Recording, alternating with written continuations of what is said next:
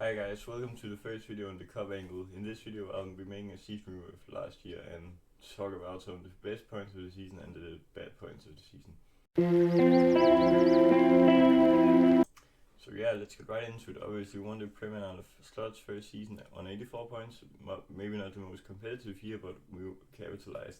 We then went out in the first round of the Champions League to PSG, not that great of a result. Obviously also in the first round for the Prem teams in the FA Cup to Plymouth, very bad result. And we were runners-up in the Carabao Cup. We didn't play well that day, but let's get right into it. Obviously the preseason we had a USA tour against teams like United and Arsenal, where we won both those games. And we didn't really sign anyone. We made a free agreement on Mamdashvili, who hasn't even been announced in a Liverpool shirt yet. Here in the summer after. We then signed Chiesa a few days before the transfer window closed. He didn't provide that much. Now he's on the way to Napoli. We sold players like Fabio Carvalho to free up the squad. We started very well in the Premier League, where we quickly took a lead. This was the title race after 10 rounds. We were leading City by 2 points and 7 points down to Arsenal and Chelsea and stuff like that. So yeah, let's see. The next thing I've noted is the title race after 19 rounds, which is the halfway mark. We obviously were leading 7 points down to Arsenal, and City had a huge drop off, which was why we was 15 points ahead of them. So yeah, January we had a huge bid coming for Darwin Núñez, like probably 60 to 65 million pounds, which we probably should have said yes to, because now Napoli won't even pay 45 to 50 million pounds for him, which is stupid that we didn't sell him, but yeah, I guess. And then it was plain sailing in the UCL. We finished first in the league phase there. And now carry job of Mo Salah. Obviously he had 31 goals and assists in the Premier after 18 games, 17 goals and 14 assists. He also equaled the records for most goals and assists in a month, tied with Luis Suarez at 14 for his month in December. He ended up getting 47 goals and assists in the Prem season, 29 goals and 18 assists, which was equaling a Prem record. Although the records were in a 42 goal season, so he has the record in a 38 goal season now. Very, very bright by Salah. Obviously we had these shocking cup results against Newcastle, who were played out of the park, and obviously also some poor decisions like leaving McAllister and then Burnett at a corner cost us the game. Obviously Plymouth, we just didn't start a strong enough squad to win that game. They got a penalty and they won, yeah. But obviously the lineup we had against Plymouth, and credit to buildlineup.com for me making this photo. The only struck player we had on this side, I believe, was Diaz and Keller. Obviously we should have gotten a lot more money for Keller, because I genuinely think he could start for all Prem teams, unless City, us and Arsenal as a first choice. But yeah, Diaz was probably the only top player in this starting lineup. Elliott sadly hasn't worked out this season and hasn't got a lot of playtime, but now he's also en route to Aston Villa, where he won at least 40 million quid.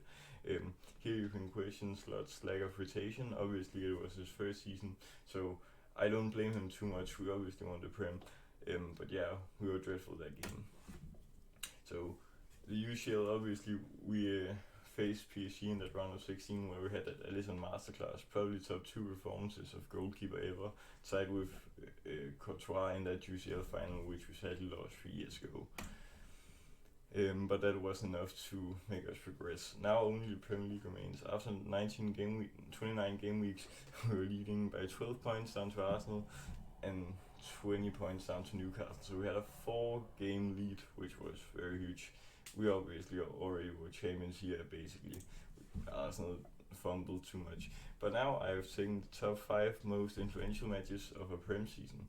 The first one is in game week 3, where the first real test of the season, which was at Old Trafford. We won 3-0 with a goal by Salah and 2 by Diaz. And by the way, credit to Transfermarkt for letting me use these photos.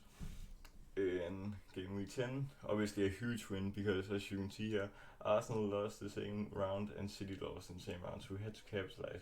We were 1-0 down at the break, and only in the last 25-30 minutes we came back by huge goals by Salah and Gakpo. Yeah, the next huge game was obviously City at Anfield, probably the best performance of our Prem season. goals by Salah and Gakpo. We were dominating them in that game, and at this point we believed that we could be serious contenders for the league.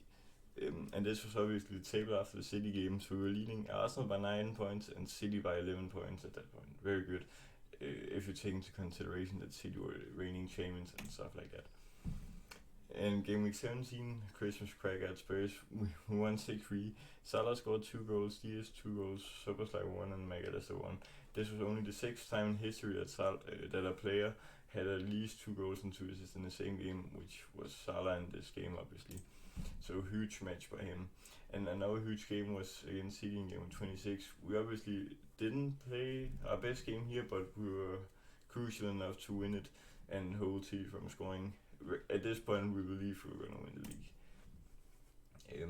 We obviously clinched it at game week 34 against Spurs at Anfield with goals by Salah, McAllister, Diaz and Gakpo and an own goal by Spurs, but huge celebrations kicked off that day. Obviously Salah the king, he got the crown on his head, and here with all his awards that he won Player of the Season, Golden Boot, obviously the frame, he carried us to the Playmaker Award and some kind of fan vote award, which also is very good for him. Right now we're moving quick in the window. As I'm recording, the Wirtz is having his final part of the medical. He will probably be announced this evening. I'm super hyped for that. Obviously we've also signed Frimpong, and we're gonna sign Kyrgyz in the next week as well. We're gonna have a lot of pace on the fullbacks now, which is very good.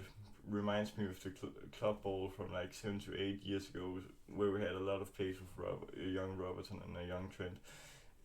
Right now the outgoings are saying that we're getting at least like 30 to 35 million quid for Kwanzaa to Liverpool, which I think is a brilliant deal for all parties.